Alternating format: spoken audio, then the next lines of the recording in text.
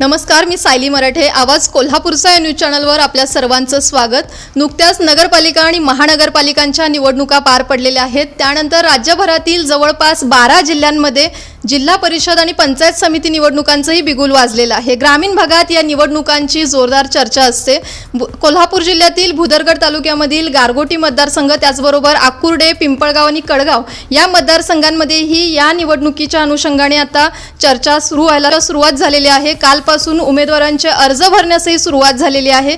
या निवडणुकीसाठी या गारगोटी मतदारसंघातून जे इच्छुक उमेदवार आहेत त्यांच्याशी आपण संवाद साधणार आहोत.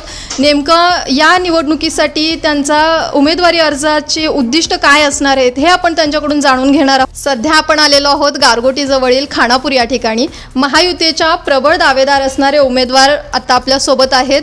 सरस्वती गारमेंटच्या अध्यक्षा विद्याताई प्रवीणसिंह सावंत आहेत आपल्यासोबत. नमस्कार मॅडम. नमस्कार.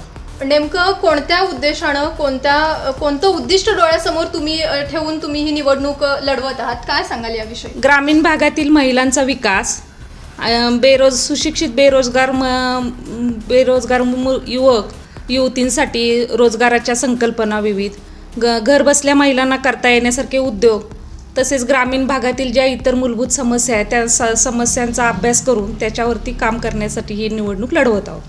तत्पूर्वी थोडक्यात तुमची जी राजकीय पार्श्वभूमी आहे ती आम्हाला जाणून घ्यायची.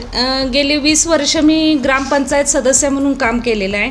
त्यामध्ये 3 टर्मला मी डेप्युटी सरपंच म्हणून काम केले, 1 टर्मला मी सरपंच म्हणून काम केलेलं आहे. महिलांच्या विकासासाठी किंवा महिलांच्या रोजगारासाठी मी कायमच प्रयत्नशील राहिलेली आहे. सरस्वती गारमेंट सेंटरच्या माध्यमातून मी जवळजवळ 70 ते 80 महिलांना मी रोजगार दिलेला आहे. पुन्हा आपल्याकडे 200 महिलांना आम्ही मोफत शिवण क्लासही ट्रेनिंग दिलेलं आहे.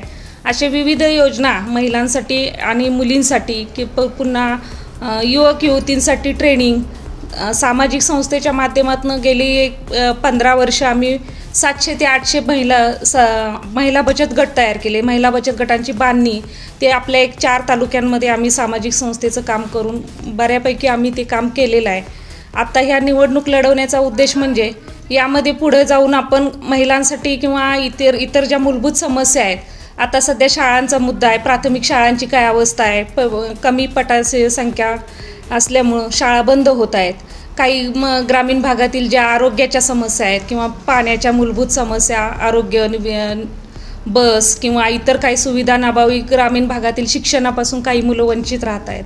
या सर्वांसाठी आपण काम करण्याचा प्रयत्न करूयात आणि त्यासाठी मला ही संधी जर मिळाली तर मी भविष्यात त्याच्यावरती मी काम करण्याचा माझा म्हणजे प्रयत्न असेल. महायुतीच्या माध्यमातून जर आम्हाला यामध्ये जर संधी आपल्याला ह्या दादांच्या माध्यमातून असू दे किंवा नगरी भुदरगडचे आमदार माननीय प्रकाशरावजी आबिटकर या जिल्ह्याचे पालकमंत्री यांचेही आम्हाला सहकार्य लाभले आहे. युतीमधून जर मला संधी मिळाली तर या संधीचं सोनं करण्यासाठी या भागातील अजून 1000 ते 1500 महिलांना प्रशिक्षण देऊन स्वतःच्या पायावर उभा करण्याची जबाबदारी मी स्वतः घेत आहे. आता सध्या माझ्याकडे 200 महिलांना प्रशिक्षण पूर्ण झालेले आहे.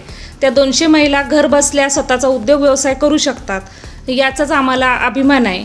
आणि भविष्यात या ग्रामीण भागातील महिला, युवक युवती तसेच जे ज्येष्ठ नागरिक आहेत यांच्यासाठी सुद्धा आम्ही काही ना काही संधी म्हणजे विकासाच्या मुद्द्यावर असू दे किंवा त्यांच्या पेन्शनसारखे प्रश्न असू देत, या सर्व मुद्द्यांवर आम्ही त्यांचा अभ्यास करून सर्व सुविधा त्यांच्या दारापर्यंत, सरकारी योजनांचा पाठपुरावा करून त्यांच्या दारापर्यंत कशा पोहोचतील याचा आम्ही अभ्यास करून त्यांच्यापर्यंत पुरवण्याचा प्रयत्न करू.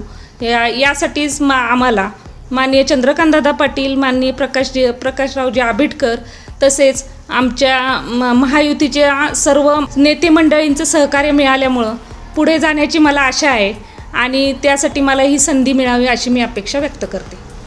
ग्रामीण भागातील महिलांना बचत गटाचं माध्यम असेल, त्याचबरोबर या सरस्वती गारमेंटच्या माध्यमातून त्यांनी बरेचसे उद्योग घर बसल्या देण्याचं कार्य करत आहेत सध्या.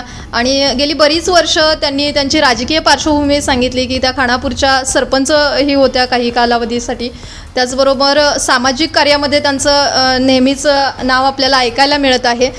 ही उमेदवारी महायुतीकडून त्यांना मिळाली तर नक्कीच त्या ग्रामीण भागातील या ग्रामीण भागातील महिलांचाच तसेच ग्रामीण भागाचा कायापालट नक्कीच करतील अशी आशा दिसत आहे.